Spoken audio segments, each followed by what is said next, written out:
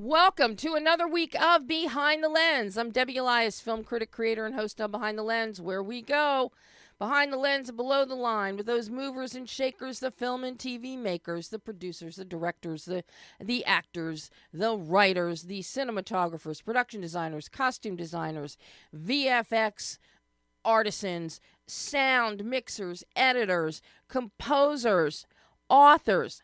And today, we've got a real treat because today we have an astrophysicist joining us who serves as a science consultant to the Star Trek franchise, to the new film Space Cadet, and also produces films and is an author. The incredible Dr. ERIN MacDonald. She is on hold right now. I'm going to bring her live in a second. But at the midpoint of the show, we got another repeat customer, people. We got Jay Silverman. Director Jay Silverman is joining us for the third time. Third time is going to be a charm as we talk about his new film, Camera, that stars Beau Bridges and introduces us to an amazing young talent, Miguel Gabriel, in his first feature role. So I'm not going to prattle. Without any further ado, welcome, ERIN MacDonald. Hi, thank you so much for having me. Now, do we call you, going through your repertoire of performances, do we call you ERIN, Dr. MacDonald, Dr. ERIN? What do you prefer? ERIN is totally fine with me. The Dr. ERIN moniker came from working on Star Trek Prodigy when we had a dozen ERINs on staff. So Dr. ERIN kind of caught on, but ERIN is totally fine. And Dr. ERIN actually is a line of dialogue at some point in the show. I forget which episode it is. But there was the first sort of mention of me in the Star Trek universe was in Lower Decks. When in the background, among a cacophony of shouting, you can hear one of the characters say, Dr. ERIN said we can't do that. So that was the beginning of it. So how many things does Dr. ERIN say to filmmakers, directors, producers, writers that they cannot do? Because you are the science advisor to the Star Trek franchise. You were the science advisor and consultant on Space Cadet. You've also got your own company, and you produce films. I can't wait to take a look at. I saw the trailer. I haven't watched the film yet. For Identities, spelled Teaze. The trailer looks phenomenal. You lecture. Thank you. You've taught. My God. So when does Dr. ERIN tell people, no, you can't do that, so that the science is correct? I very rarely come in with the, no, you can't do that. A lot of times I'm happy to roll up my sleeves and figure out a way that we can tell the story that the writers want to tell. But it's definitely a collaborative process. My main job is really to make sure we just don't say anything wrong, but I get an opportunity to work with the writers and edit scripts as we go, and it's a really fun process. Because I know that, as an astrophysicist, you have this great perception of much more than even basic science that we normally might see on television or in a film. And one of the things over the decades that's happened is the science has been upgraded and become so important, due in large part to Star Trek. And subsequently with Star Wars, but not as much as with Star Trek. And it's made everybody more cognizant and more science aware.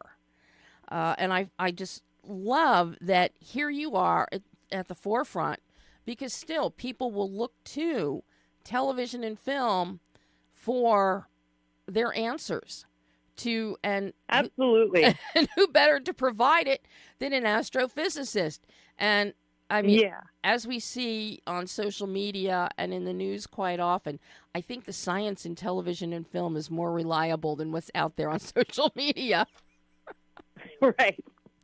This is true. And I think what's so special about working with Star Trek is that this is a franchise that's been around for almost 60 years now. And so it has had a chance to inspire people to become scientists and live out their careers, and then raise children who also want to become scientists. And so we've just seen this generational impact that Star Trek has had on the scientific community. So it really is a feedback loop, and it's definitely a franchise I'm really proud to be a part of. And of course, you also are a character in Star Trek Prodigy. Yes. Not only do you get that brief little mention in the Lower Decks episode, but you are an actual character as Lieutenant Commander MacDonald, and you get to voice yourself. In your wildest dreams growing up, did you ever envision this? I mean, it's beyond a dream come true. It all started when we were doing season 1 of Star Trek Prodigy, and we were creating this character named Rock Talk, who is a young girl, and she wants to become a scientist.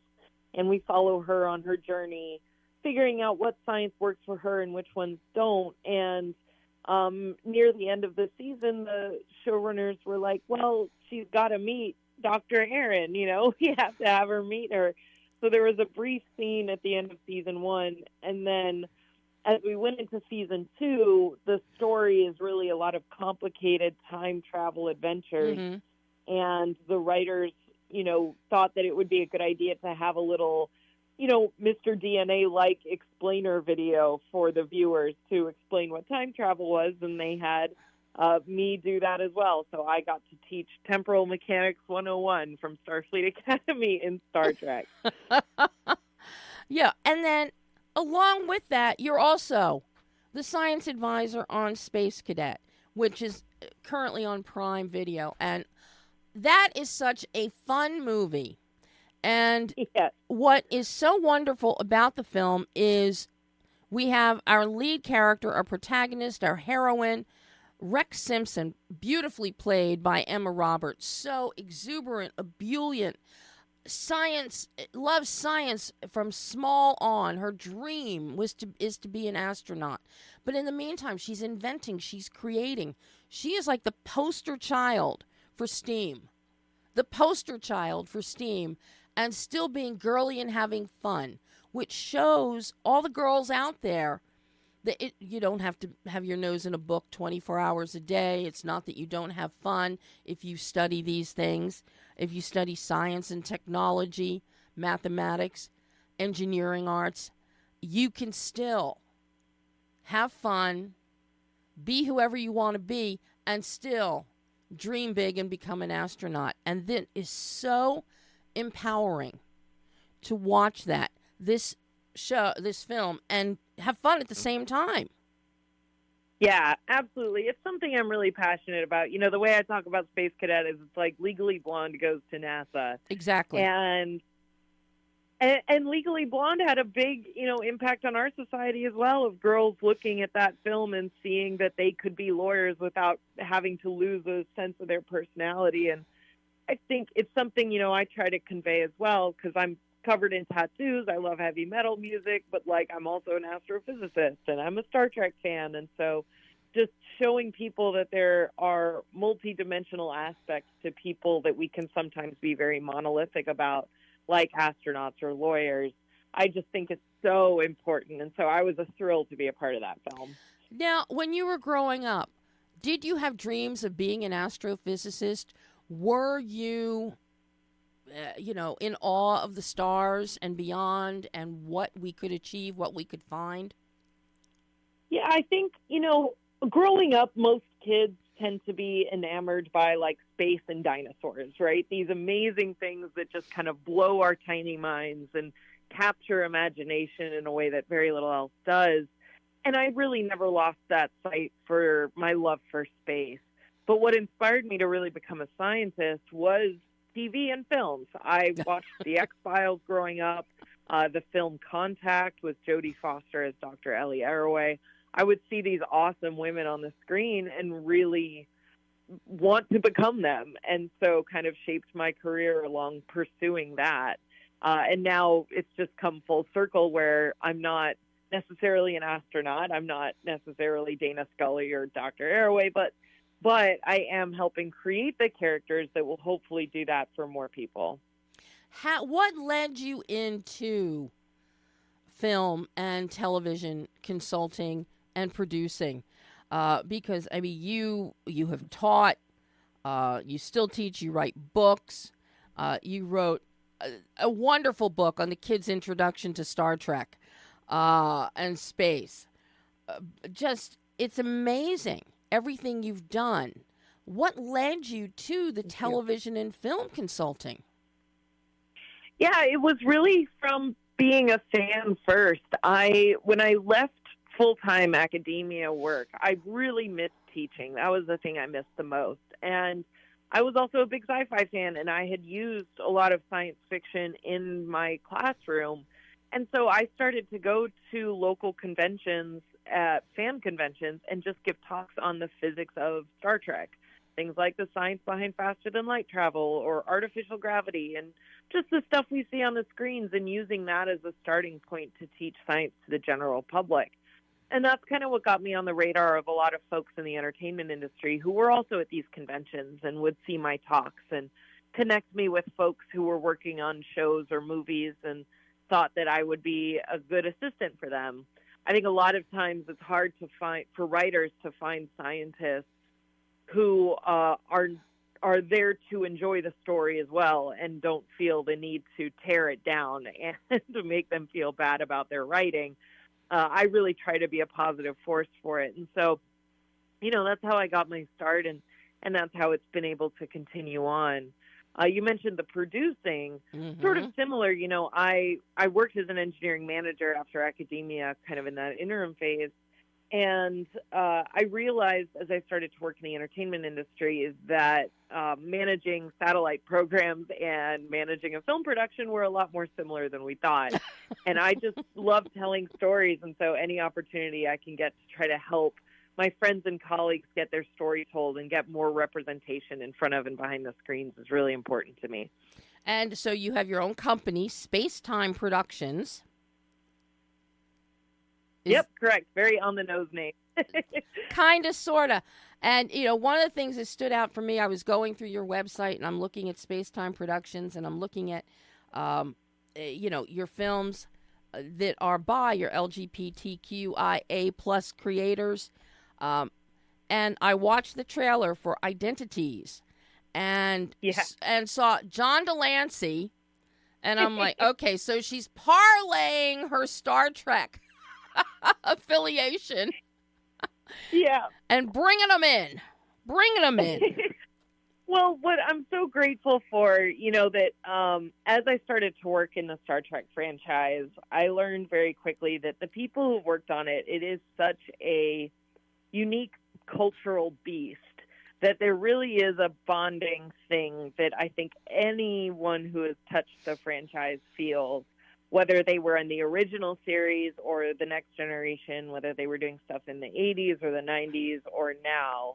And when I first got my job for Star Trek, Jonathan Frakes, who played William Riker in Star Trek, he spoke to me and he just wanted to welcome me, as he put it, into the Star Trek family.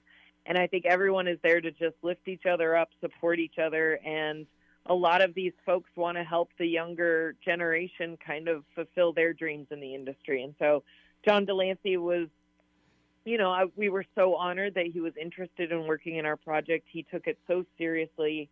He was so professional and so fun to work with. And so, yeah, we were absolutely honored that he wanted to be a part of the film. And now, is that streaming yet on, Nebula TV? That's correct. Yeah, you can. It's a streaming app called Nebula. It features a lot of long-form YouTube essayists, but they've started creating their own original content, narrative content, and Identities was one of the first flagship ones that they wanted to support and platform. So we were really honored to find it a home pretty quickly, and it is available now on Nebula.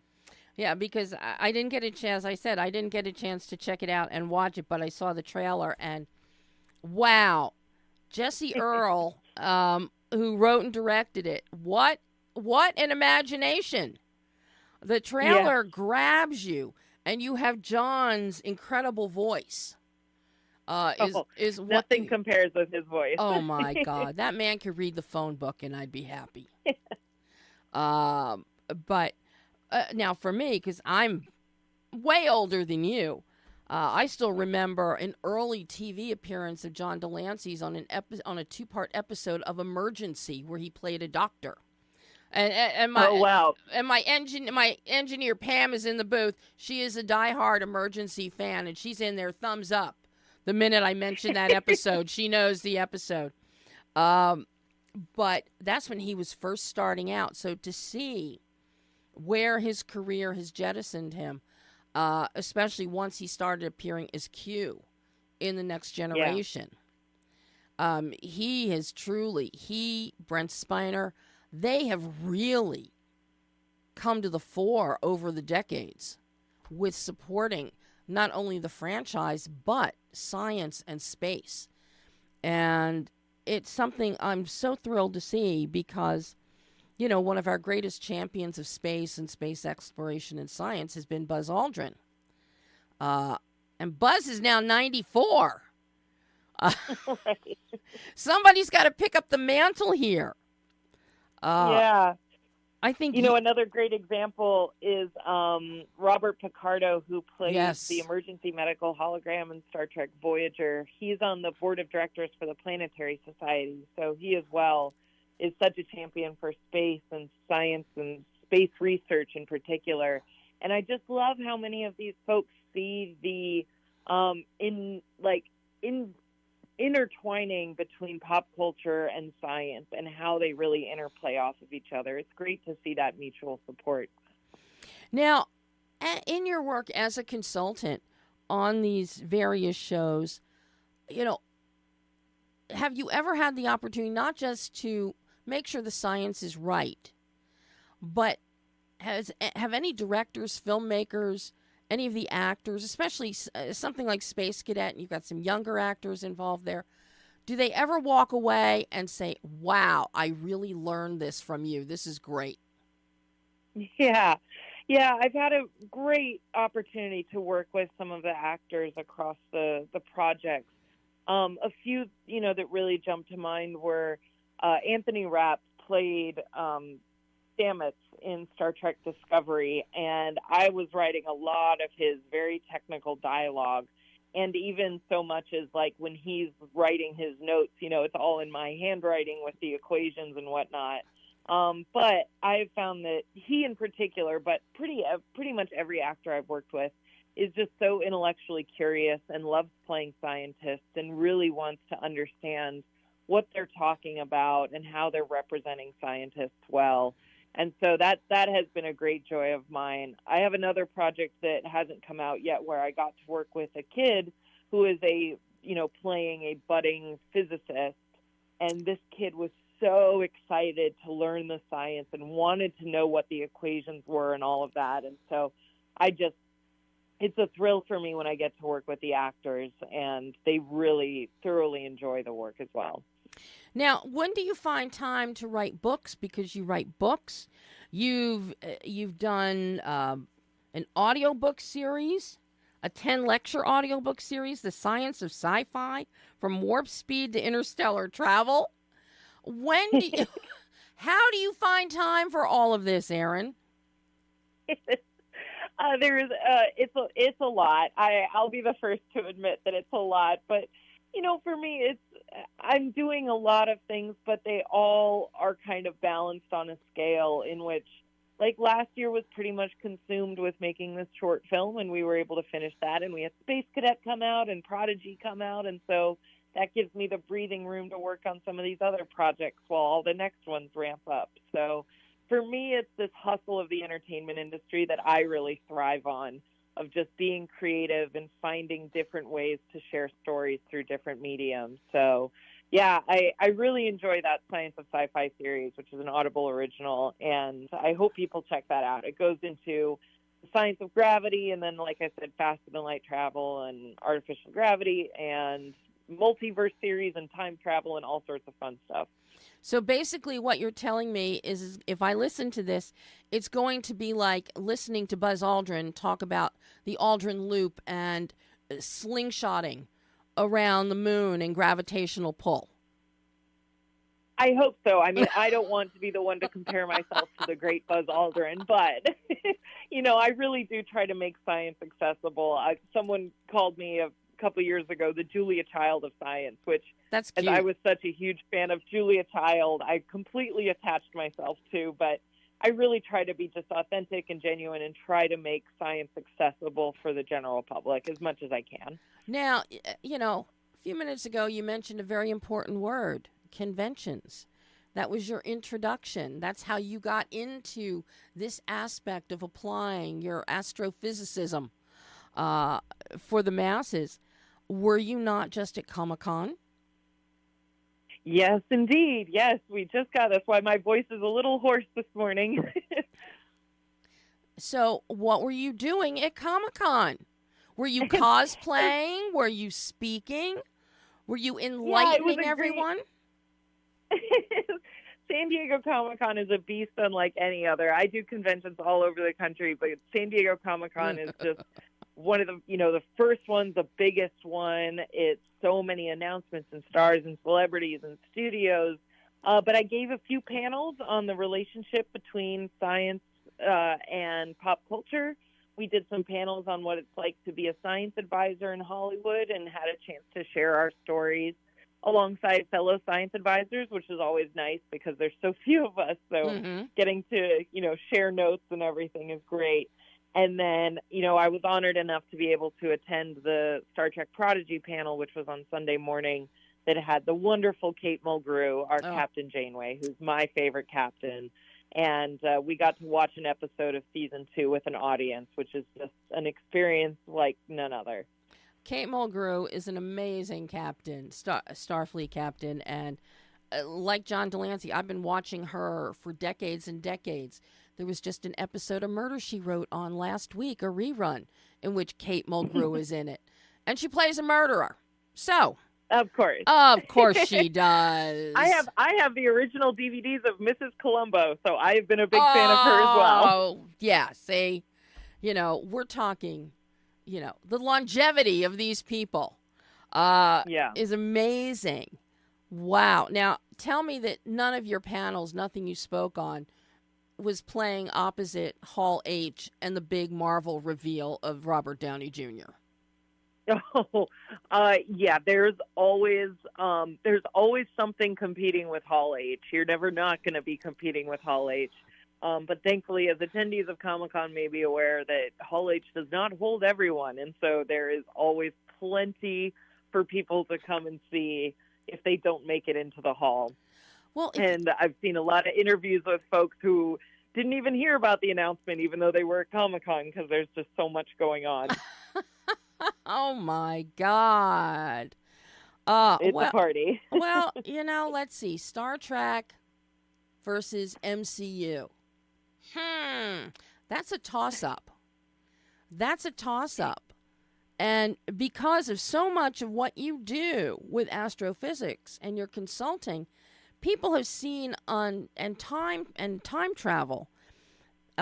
People have now seen that unfold through the MCU Loki series. And yes.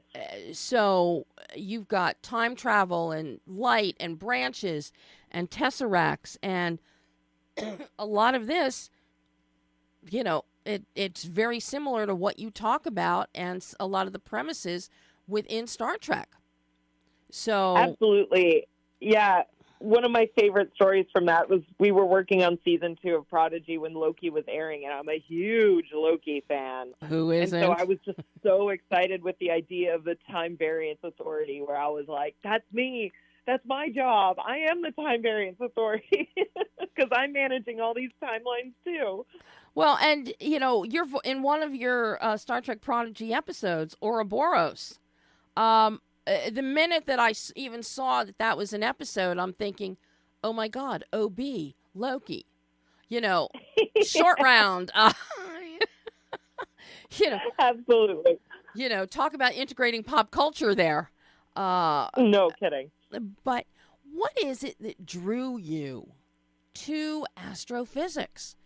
When you were there and you're getting out of high school and you're going to go to college and, very much like Rex Simpson, trying to figure out what she's going to do with her life when things fall apart for her, but she's got a best friend who is going to push her and get her back on track, even if it means forging her application to NASA.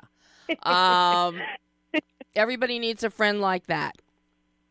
Yeah. So, for me, like I said, I was inspired by movies and television to get into it, but I didn't really have a career goal other than wanting to be like Dana Scully or work at Starfleet Academy. So that wasn't really an option as I thought at the time. I am now, hilariously, but I just love the idea of studying space. And I think that that's like the important message that we got in Space Cadet too, of just, you follow your passions, you kind of stay true to the stuff that has inspired you and kind of keeps you going. Every time I wanted to quit my PhD, because I wasn't trying to be a professor, I wasn't doing it as a step. I was doing it because I enjoyed it. And so every time I wanted to give up, I would watch Star Trek Voyager, and I would just be inspired by Captain Janeway and just feel like I can't let my captain down, so I've got to keep going. So yeah, I think just staying true to those things that we're passionate about really does help direct our careers. Wow. What is the most astounding thing that has amazed you about astrophysics with everything that you've learned and you've seen and the theories that you have seen play out or that might yet play out in the future? I think for me, I did my PhD in something called gravitational waves, which was predicted by Einstein in the early 1900s, is this idea that our universe is a sheet of space and time. And it's like the bowling ball on the trampoline is kind of how our sun shapes space-time, and then planets orbit around that. But he theorized that, like, if the bowling ball exploded, then that would send ripples. But Einstein thought that they would be so small that no one would ever detect them. And scientists took on that challenge, and it took them 100 years. And just as he predicted, down to the exact math, we detected gravitational waves, which were ripples in our universe due to colliding black holes, which I just think is objectively awesome. Wow. Is my favorite thing, even though I'm completely biased. Oh, my God. Yeah, well, and that kind of reminds me of the Star Trek, of the film with the Nexus. And also that translated into Next Generation, where the Nexus, there were several episodes after the film Generations where Picard meets Kirk. And they've got to defeat the evil Malcolm McDowell's character and the Nexus. But that's very similar because isn't it the gravitational waves, if I'm remembering correctly, the Nexus is created out of an abundance of gravitational waves. Yeah, the Nexus is basically, exactly. The Nexus is like a wormhole that's connecting all of these points, and it's rippling through our space-time universe. And there really is so much space-time science in Star Trek. It's a delight. And what's so scary is I keep watching all of it, and it's staying in my head. So... It's all good. That's what we're here for. It takes up good space. No, I mean, I've been a space geek going back to the very early Apollo missions. Never missed watching, an Apollo liftoff. I remember when I was very young and Sputnik was in space, and you could see as it was passing through where we lived in suburban Philly. And my dad took me out and lifted me up on his shoulders and was pointing it out to me so that I could track it. And then many decades later with Mir, because he was also a ham radio operator and very involved with the Air Force and SIG-C communications for his entire life, and in addition to being a television engineer. And he had computers set up so that he could track Mir decades later. And you could actually, when Mir was passing over, you could type messages and you'd get a response from Mir. And that has things like that have always just impacted my love for space and understanding it, and the work that you do, and films like Space Cadet, like Star Trek, and even the grittier films that are out there, such as Contact. That's with really intense science involved. So I just love what you do. I love what you do. And well, thank you so much. I really appreciate it. How many women are out there in astrophysics right now? Not that many. I mean, it's a small field to begin with, but it's got about, I found about 1 in 7 women and gender nonconforming folk in astrophysics. So it's really not that many. What we can hope is that representation starts to change that balance a little bit.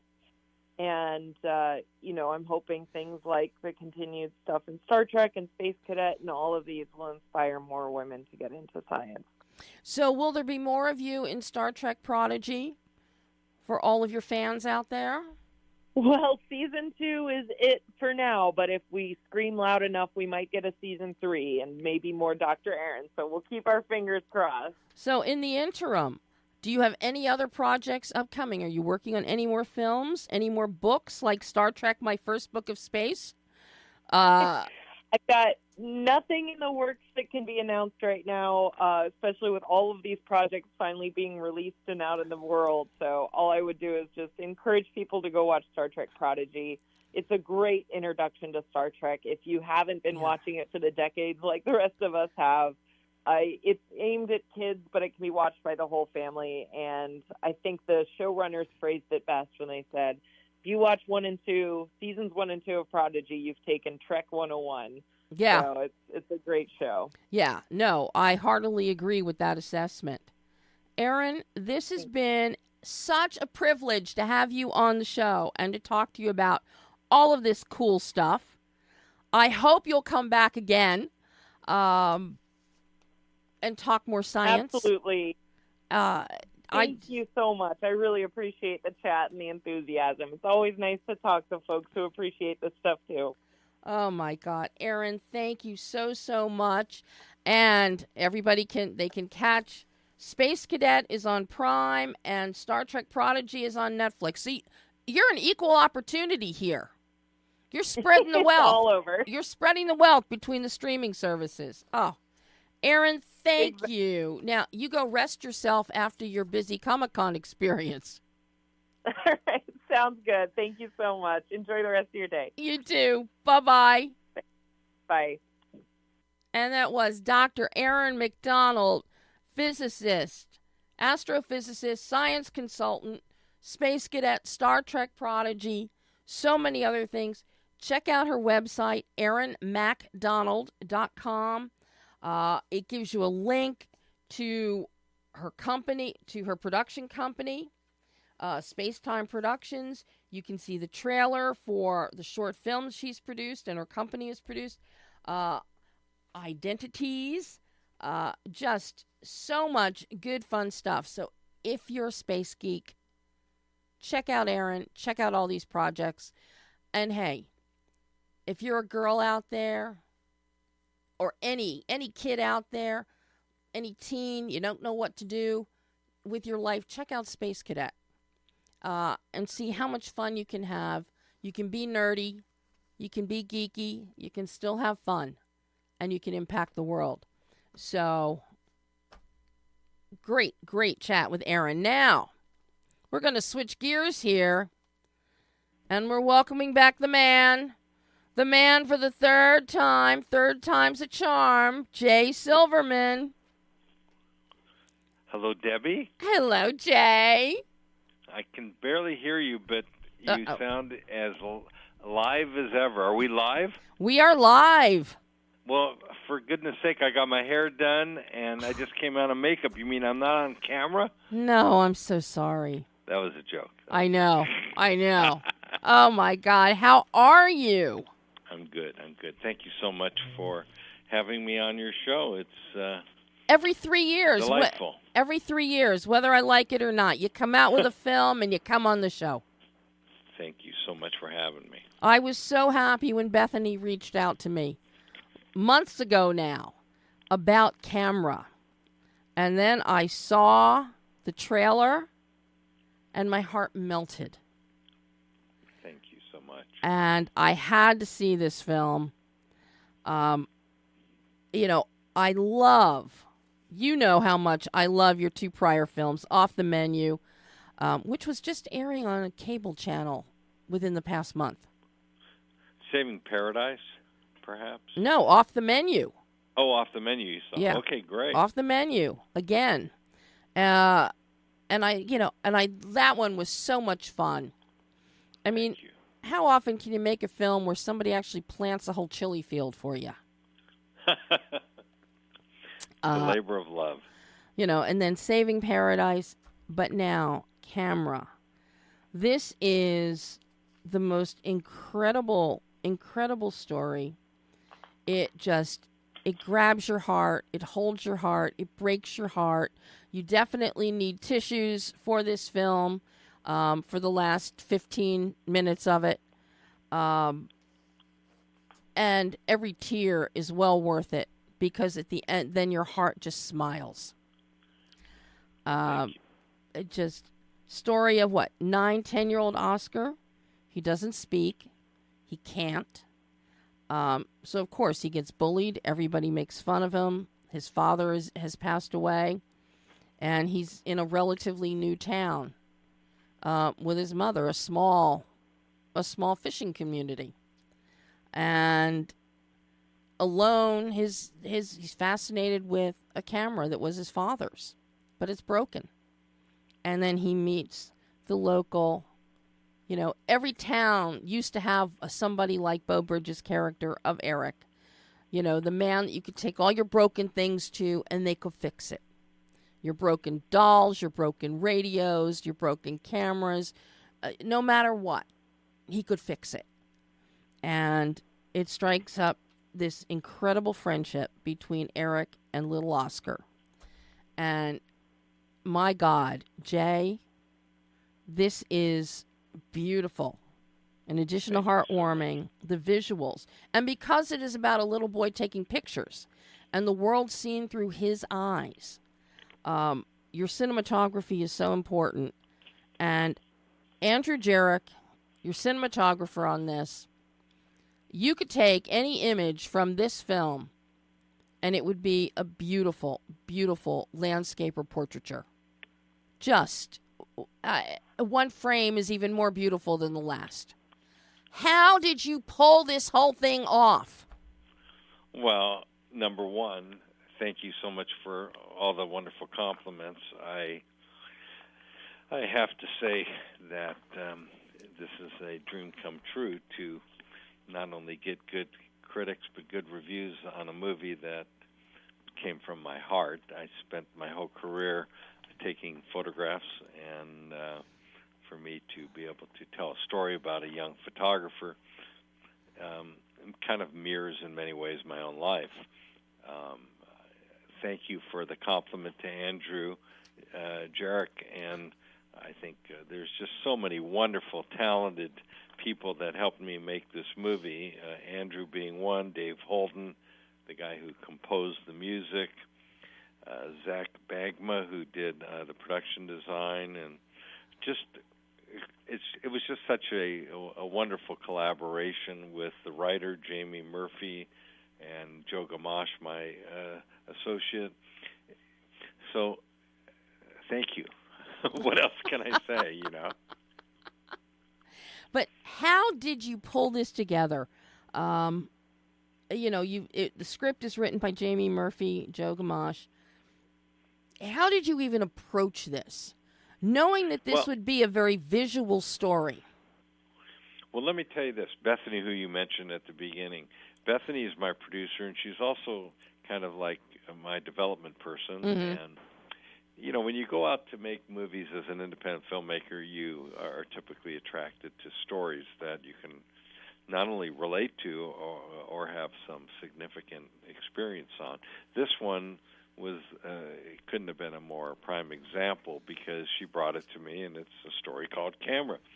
And when Jamie wrote this story, it was a very moving, emotional story that directly related to a young person who has a disability that uses the camera to communicate.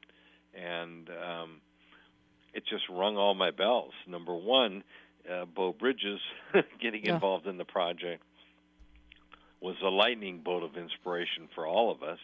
And then obviously finding young Miguel Gabriel and his mother, Jessica Kennedy, who just knocked it out of the park because, frankly, she doesn't get enough credit as a character that is being pulled in multiple directions, a mother, mm-hmm. not only a widower, but a mother that finds herself having to juggle working and also raising a young child.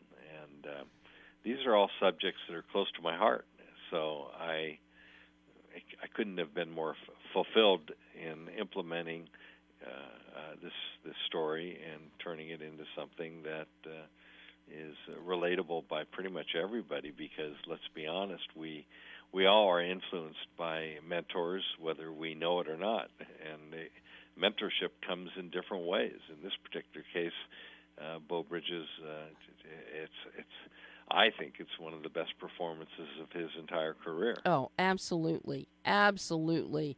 And it's not a spoiler, but there's this great third act scene where you've got Beau and Miguel and starts dancing around in his shop.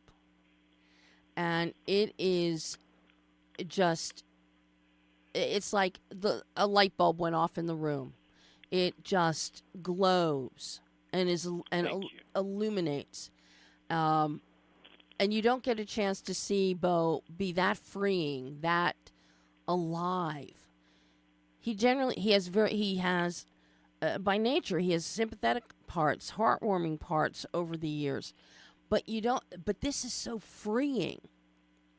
But watching him go one-on-one through the bulk of this film with Miguel, it just enchants, absolutely enchants.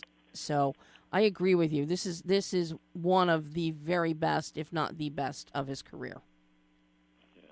I'll tell you something.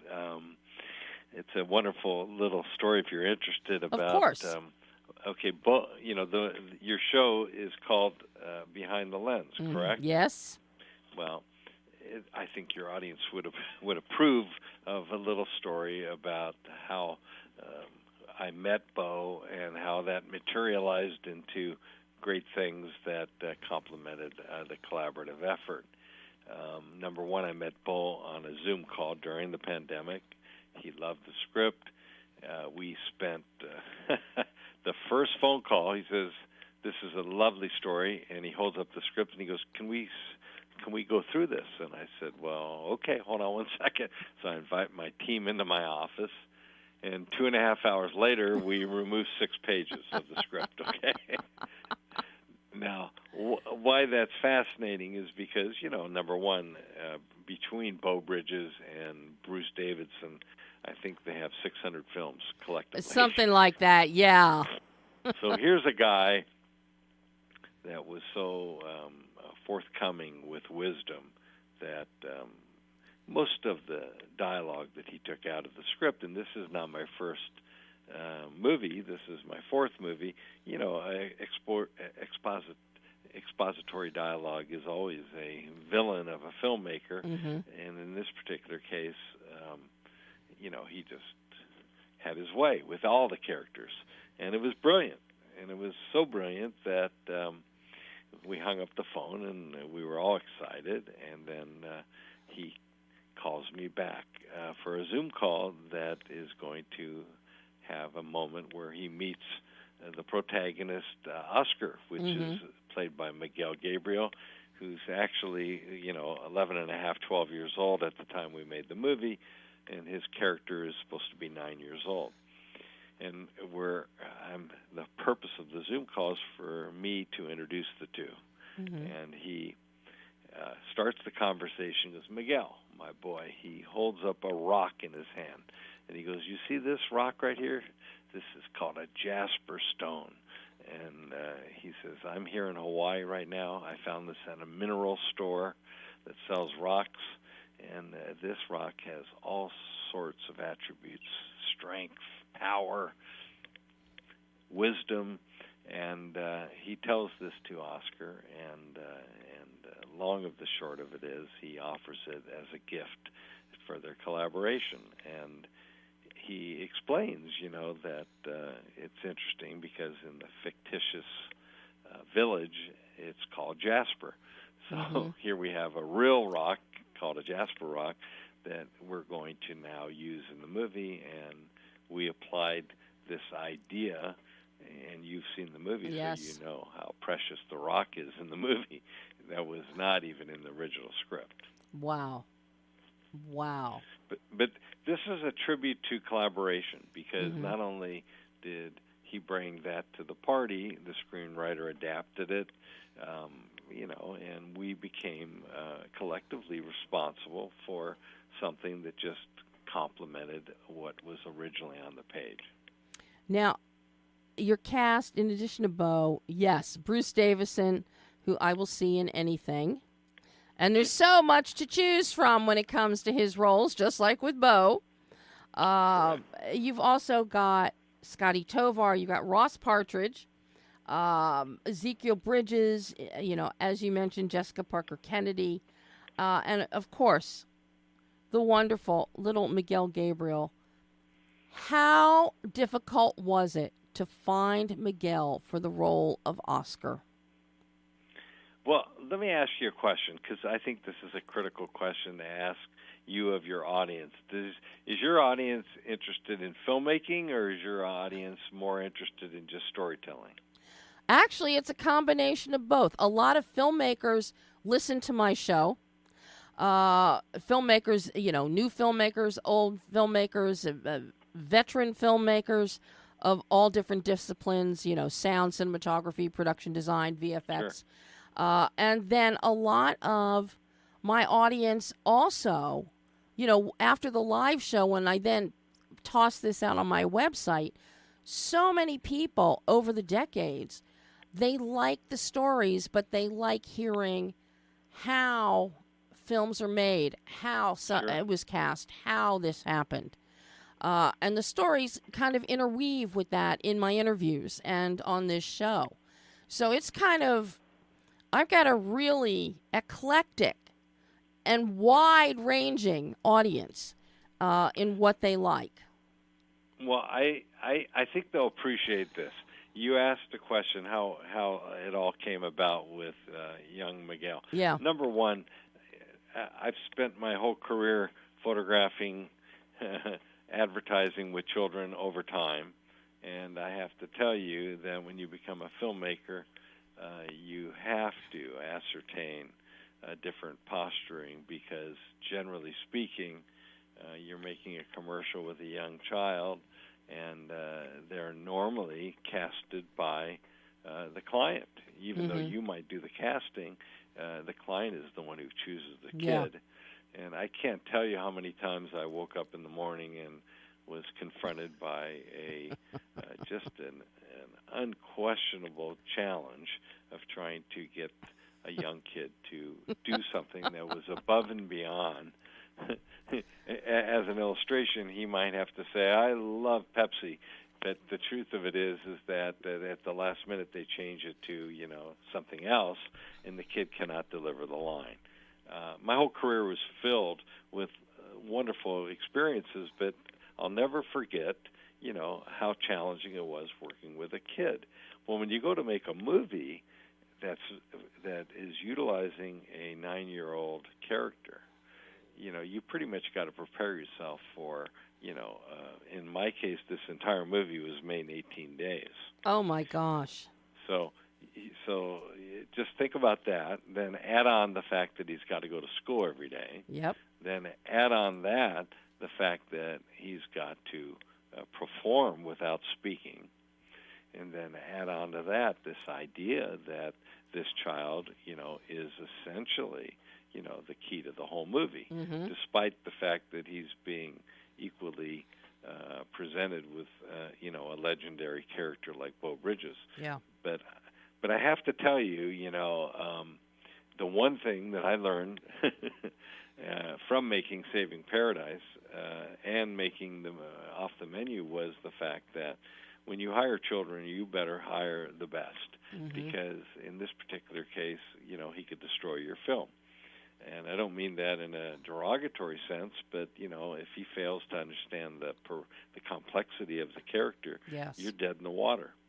And I've said this before, but I just want to mention to your audience, that Michelle, his mother, is equally as important to cast. Oh, yes. When you try to get a lead actor in a movie, because if the mother isn't on board, you're dead in the water too. Yep. So I give her a lot of credit, her name's Michelle, for making Miguel's performance not just believable, but I think he's a natural. I think he's got a gift, and I think much of what you would brag about watching the wonderful chemistry that he has with Beau Bridges is not due to my directing. I'll tell you that. It's due to just an incredibly focused professional attitude this young boy had. Wow. No, he is just amazing. How many kids did you look at? Well, Beth Holmes, who did the casting, and Lindsay Lieber, both these individuals casted first during the pandemic, maybe 500 to 1,000 submissions, because, when you do a Zoom submission, people send you stuff that they pre-record. Yeah. And after they spent weeks and weeks going through all those submissions, and we did a cut down, we invited, I think, 15 to the studio, and we casted them in person. But it was not without just a great deal of discipline and trying to figure out, because how in the world do you cast a child that doesn't talk? Yeah. You have to kind of foresee emotional moments where he's got to have a full arc. And, you typically would do that with words, but, and you got to kind of create a moment. Well, and this is where, in addition to having Miguel and Beau and having such an incredible bond and on-screen chemistry, this is where Andrew's work is so important, because your visuals, you have to be able to capture. Andrew's got to capture with his camera. Right. Miguel's facial expressiveness, his eyes. He speaks volumes with his eyes. It's amazing. It's just incredible to watch him. And Andrew is just, the way he frames, the way he lights, says so much. This is where, with Beau cutting out 6 pages and a lot of exposition, that benefited the film greatly, I am sure of, especially with Andrew's work and how important the framing, you stick with medium shots, a medium 2, and he continually puts us into the POV of Oscar. The camera comes down with the eye line. So we've got plenty of moments where the camera dutches up so that we feel like we are Oscar. Right. So, you can have these great performances, but you've got to have somebody who can capture those great performances. And this is where Andrew truly excels. Not to mention the fact your location is stunning. Right. Yeah, but I'll tell you something. When I first started prepping this job and we met, Andrew and I met, obviously I'm a photographer my whole career. I have a very opinionated point of view, and I'm here to say, that I acquiesced to all the departments to do the best job that they could do with my guidance. And I'll tell you, I was super impressed that right out the gate, Andrew mandated that we use still photography lenses on the Alexa, which is something I hadn't even thought of, And I have to tell you, that is part and parcel with what makes his work so dramatic. Wow. Is, we're talking about, number one, the whole movie's handheld, and number two, there's no depth of field. And since, your show's called Behind the Lens, I have to say, what Andrew had done was create a intimacy that was far beyond my expectations. And I admit that as a filmmaker that, this is one of the biggest things you celebrate. You wake up in the morning and you've got, a collaborator that not only sees and visualizes independently, but complements what's on the page and my vision. Yeah, I mean, you can pick almost any image in the film. You've got this incredible one with Oscar sitting on top of a rock above the beach. And, Andrew, the camera is pulled back.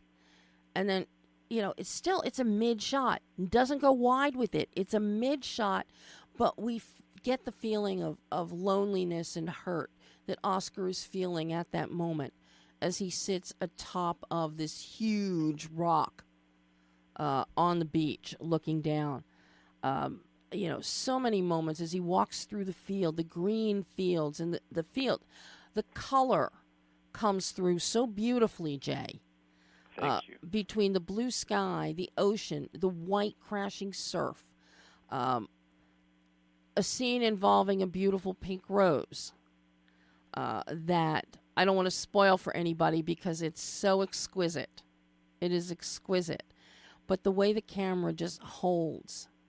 It's unbelievable, isn't it? I mean, on that pink rose. And holding a lot of these shots, this also comes down to your editor, John Allen Thompson. Yeah. Now, I know John Allen Thompson's work. He was editor on Girl Flu for Dory Barton. That was only his second feature back in 2016. I see growth in John as an editor. Just like with Andrew, I love his work that he did in Supercell, a tornado movie. But to see what John then does, what you and John do in the editing process, and the way a lot of these shots are held, and had Andrew not shot them the way he did, those holds would not be there to be included in the cut. There's so much timing involved. Just like with photography, there is timing involved when you're using, especially with these older cameras, which I love the whole showcase in there in Eric's shop, which your production designer put together, Zach Bagma. Unbelievable. Yeah. I mean, to find all of those vintage cameras sitting there, and their cameras where the timing, you got to hold the shot. You can't move the camera. You can't just... Even now with my cell phone, with my smartphone, if I'm taking pictures, depending on a mode that I might be taking it in, the camera will tell me, hold until, and then it will finally say release. Exactly. So, no, but I want to just mention one thing about the editor. When you do an independent film, number one, everybody's working on a very thin line economically. Number two, when you're making a movie in 2023, which is when I made this movie, which didn't exist with my last movie, you have an ability to shoot a scene, and your IT person could literally put it up in the cloud, and somewhere, if we were in Morro Bay shooting, he would have it in Hollywood, and he'd start cutting it, Mm-hmm. literally within the hour that Yeah. I shot it. That's new technology that existed on this movie. There's no transferring. There's no messenger running across town carrying a hard drive. It's all done electronically through the cloud. And what happens is that you, in my case, would get sent maybe 2 days later that scene that I had just shot 15 angles of, Mm-hmm. and it would be available for me to look at, and it wouldn't represent or would represent entirely something different than I envisioned. And that's, again, another incredible gift, because I'll tell you something, and I brag about the editor, I brag about the cinematographer, I brag about the production design, the makeup, the wardrobe. All these departments were so passionate about being a part of this movie, because the theme is something that we don't see anymore. You know, the fact that we're living in a world that's as complex as we are right now, every day getting just negative news, it's a breath of fresh air to work on something that actually has meaning. Oh, I just, as I said, exquisite. There is so much about this film that exquisite is the word. And there's a lot of breathtaking stuff happening here, too, with a lot of the images.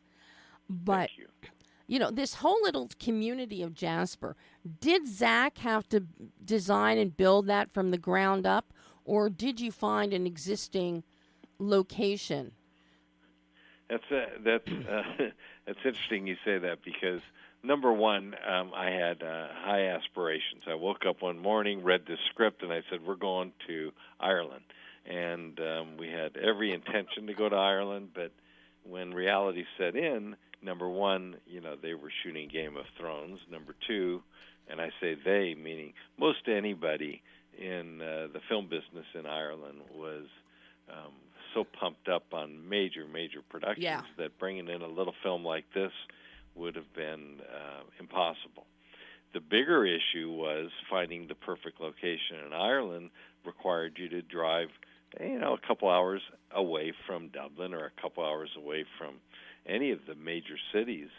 And what does that do? That creates another problem, which is how do you get a crew to have accommodations and all the attributes that are required, restaurants, transportation, makeup and hair trailers. So anyways, that we ruled that out initially. Then we went to Nova Scotia, found a perfect fishing scenario. We went to Boston. We went to Maine. And every place we went, I came back with unique concerns. Weather, in Nova Scotia it was, below zero at the time I wanted to shoot. Oh, no. So, and then on top of that, you've got this idea of having to bring all your talent to where you want to go. Because in Nova Scotia, for example, you can't even get a dolly or a camera. You got to bring it in from Toronto. Mm-hmm. And then you start adding that up, and before you know it, you've got it's cost prohibitive for a little independent movie to make any kind of reasonable attempt to stay on schedule and stay on budget. So we ended up finding right under our, right by Hertz Castle, Morro Bay, and we established the film there. We shot for 3 days there. And then the whole village that you just mentioned, the fishing village, was ironically a western town in Santa Clarita on a back lot that was used in the movie Thor. I only give you that for some visual presence. And Zach Bagma just knocked it out of the park, took this really decrepit fishing village and turned it in, western town, and turned it into a fishing village. Well, and the whitewash on the clapboard, on the buildings, just looks so good there on the main street in the town. The weathered look, even the blue trim, faded blues, aqua blues, but that's what you get in a fishing town. You look at any fishing town on the East Coast, or even up, in Washington, in the Puget Sound area. That's the sea decor. That's what you do.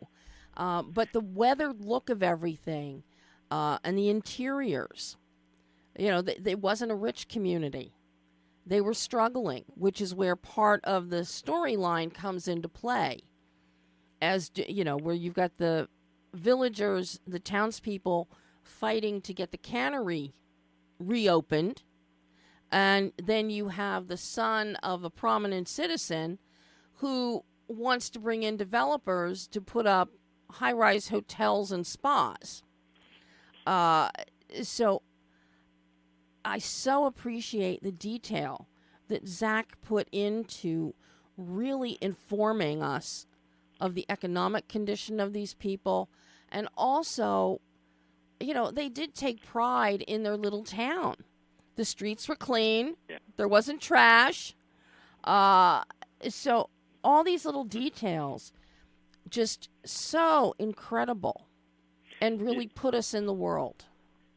Yeah, what's interesting is, and of course your listener might find this interesting, what makes you move to the back lot? Well, number one, you don't have fire engines, you don't have helicopters, you don't have police, you don't have traffic control. Yes, you got to bring extras in, but those issues that I just mentioned could destroy your day. Yeah. You're trying to make a movie, and shooting in New York City is a perfect example. Yeah. If you have to do one little scene, not a big deal, but you want to be there every day for 6 weeks, it is a huge challenge. So the fact that we own this little village for, I think we were there for 2 weeks, we enveloped a strategy that utilized what was there. And the craziest thing of all was the mountain ranges surrounding the back lot were the same mountain range they're literally the same mountain range that Morro Bay has. So it wasn't something we had to avoid, is what I'm saying. That's fantastic. Yeah. Yeah, as I'm watching and I'm seeing this town, I was actually thinking of Murder, She Wrote and Jessica Fletcher's beloved Cabot Cove, Maine. Yeah, that's a huge compliment to Zach and Andrew, because, I have to say, and I'm reiterating the obvious, when you make an indie movie, you do not have the money for visual effects. You do not have the money to, for lack of a better word, build 4 blocks. We had one block with a mirror on the opposite side. We had to use a lot of creative thinking. Yeah. And especially with Andrew hand-holding, there were dimensions where he couldn't move any more than 10 degrees, because if he did, he'd see something that was contradicting where we were at. Yeah. No, and incidentally, that was the biggest thing about Morro Bay, is if you go to Morro Bay, you point the camera in one direction, you got just gorgeous beauty, and just a little bit to the right, you'll run into, I'm making this up, a 7-Eleven. You see what I mean? Yeah. No, and and this is one thing that I appreciate so much, and that stands out with indie films when they're done with this much care and thought, as your films are, and very much with camera, is it forces you to be creative, to put your thinking caps on and work with what you have. And how can we make it the best that it can be with what we have to work with? And I think it just showcases your ability as a filmmaker and that of your team to bring a story like this to life. Well, thank you so much. We did a Q&A the other night, and I have to share with you that Beau Bridges says, that scene that takes place in the town center where they're at a gas station and the whole town is sitting around in fold-out chairs listening to, in this particular case, Bruce Davidson argue a position about the town. Mm-hmm. We had torrential rains that day. Oh, it was gosh. the last shoot of the entire movie, and there was no turning back. And that scene was shot in torrential rain, and I give credit to everybody. Big Andrew's the biggest star. Oh, wow. Because he could have easily thrown his hands up and said, "Let's come back another day," And he didn't. And you cannot tell that it's pouring rain in that scene, which is No. extraordinary. And now as you're telling me, it's like my little mind is exploding here because I never would have known. Never would have known. The reason you won't know is because we shot the master shot first, Mm-hmm. and then we went in to do coverage, and then it started raining, so we were able to establish it as a dry environment, and then we, cheated A little bit, yeah. But again, I'm telling you, it was pouring rain, and both said, "There's no way that you're going to be able to use that." And on top of it, we we had the reality of Ross Partridge getting laryngitis, and we had the ADR off his lines. Oh my gosh. Yeah.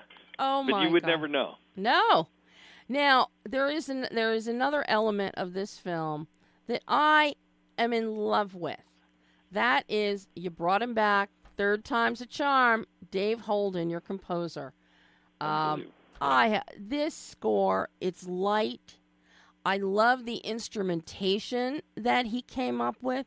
Using the trumpet, it even sounds like a little bit of xylophone in the background at certain points. The score, it's lovely. Lovely, Jay. Thank you. What were you looking for in your conversations with Dave from a musical standpoint? Thank you so much for asking this question because, number one, I had, I think in a human being's experience in life of ecstasy, the best experiences in filmmaking. And one of the best experiences I've ever had in my life was having Dave compose this movie, and he has in all my movies, he's actually done the music for all four of my movies. In this particular case, is no different than the other ones. He has to use live musicians, and subsequently, even though he pitches and sells me a tune, electronically, the sheet music is all printed out and it's performed with real musicians. In this particular case, we went to Bulgaria and used a 30-piece orchestra, and I'll never forget the day that I walked into that room. Of course, a big screen TV showing my movie, and them scoring with a director, composer, not a composer, a orchestra conductor, conducting Dave's music electronically with him in Burbank. Okay. Wow. And I'm just telling you, I'm a musician from since I was a kid, and not anymore. But I can tell you, I have an interest in music significantly, and we do a little bit of on all my movies, we kind of appoint an instrument per character. Mm-hmm. And to see this come through with real musicians, with, faces and personalities, and then everybody come together for the party is just, it's beyond words. And, I teared up when I heard them do the theme song, to the movie. Mm-hmm. So all I could tell you is Dave is a special human being, no different than Andrew and all the other people that contributed to this movie. It's just such a labor of love, and I'm so grateful you said that. Now, your question initially was, how was that and how was it motivated? I mean, I fell in love years ago with a movie called Cinema Paradiso. Mm-hmm. And if your audience knows that movie, great. If they don't, they must see it, because that movie is a wonderful story that is about a young little boy that becomes an apprentice to a projectionist, Yeah. and it is just so touching. And the composer, which slips my mind, but it's an Italian composer, was the beginning of my motivation of giving him some directive. Mm-hmm. You know, I love the fact for a film like this, you and Dave could have chosen to take musically to have gone darker, with heavier strings, possibly even like a cello, but you kept it light. Almost at moments there's like almost a buoyancy that you have of a child whose eyes are opening wide for the first time with a smile on his face when he sees the first pictures that he's taken with a camera. Right.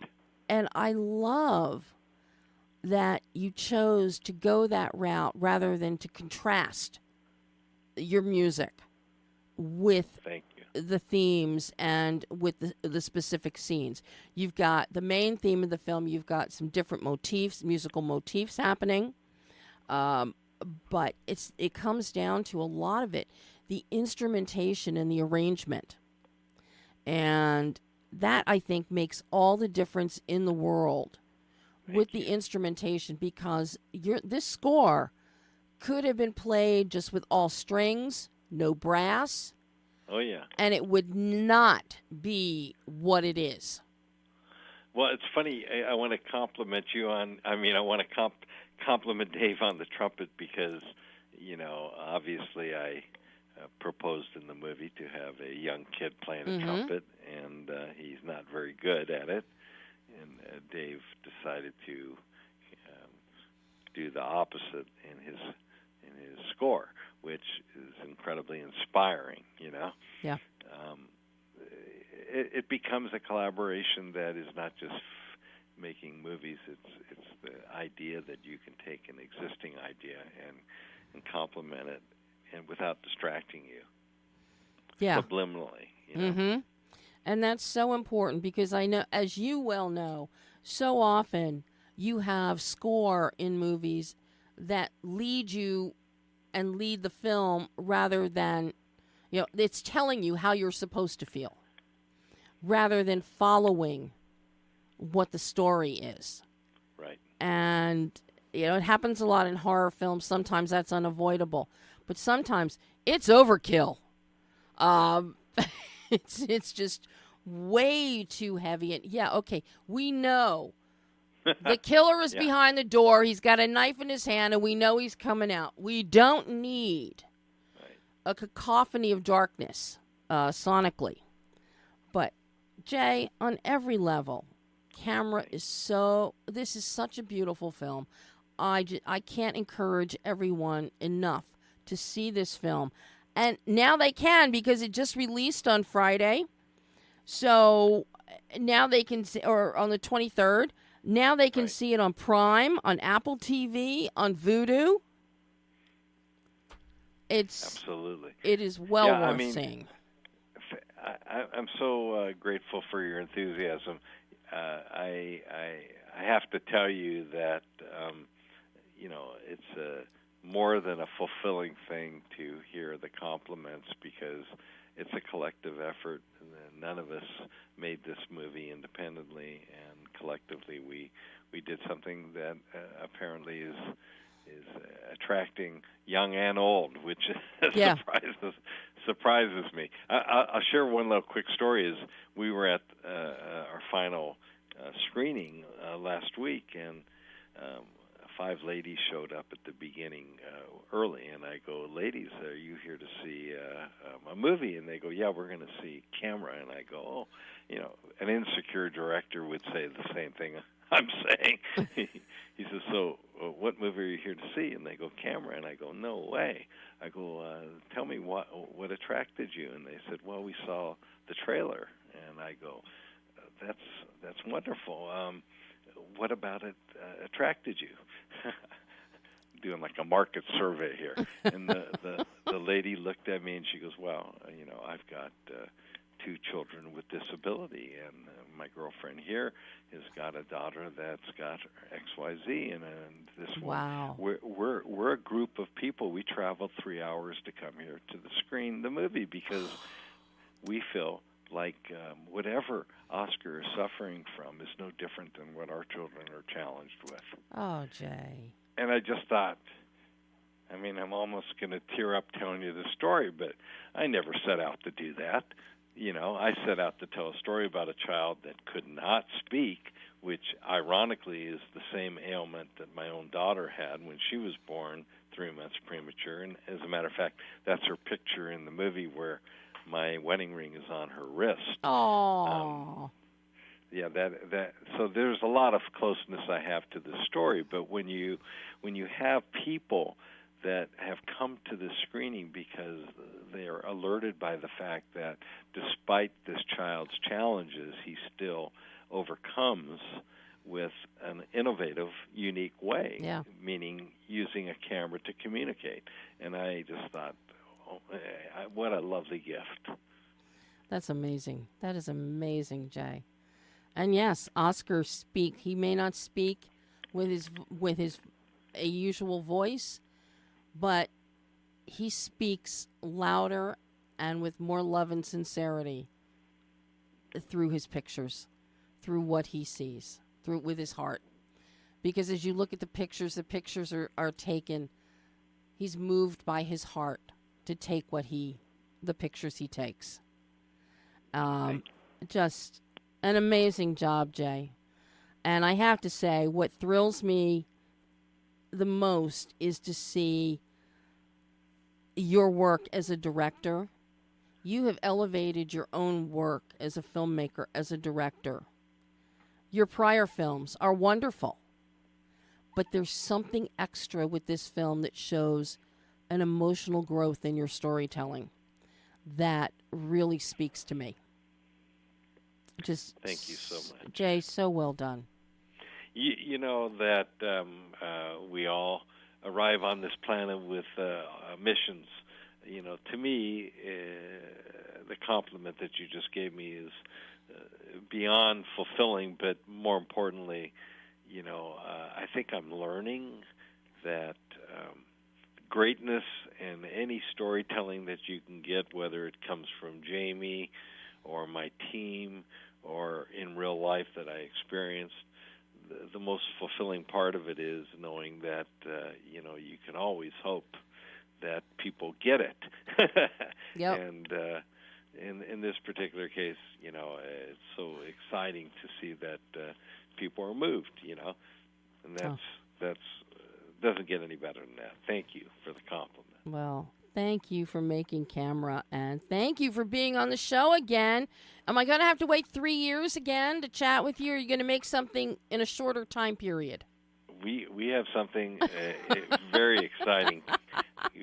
We actually have a movie that we're working on right now that we were working on prior to camera, and as you can imagine, camera just moved me to such a degree where I stopped that process, and because we were developing, and now we've resumed what we were working on now, and I think it'll be in less than a couple years that you'll see it. But it's good. Super exciting, and it's a true story. Ooh, all right. Yeah. Well, I look forward to that, and I look forward to chatting with you again. Well, you made my day, and if there's anything that I could do for you, just remind yourself that what you just did for my movie is beyond words. A pound of 20s would be nice if you have it. Hey! Thank you so much, Debbie. Oh, Jay, thank you so much. You go have a great rest of your day. Thank you. You made mine. I appreciate it. Thanks, Jay. Bye-bye. And that was Director Jay Silverman talking about the exquisite and beautiful camera. It's on Prime, it's on Apple TV, it's on Vudu. You will not be disappointed, but I am warning you, have tissues at the ready. When you get to the third act, you will need some tissues. So, a big thanks to Jay. A big thanks to Dr. ERIN MacDonald, astrophysicist, for joining me today. I have no clue what's happening next week. We have pending guests that may be available, may not be available. I think people are still in a post-Comic-Con haze. I'm not sure. But you'll have something next week. It may just be interviews with Emmy Award nominees. So stay tuned. I'll be sending out teases on the social media during the week. So until then, I'm Debbie Elias. This is Behind the Lens.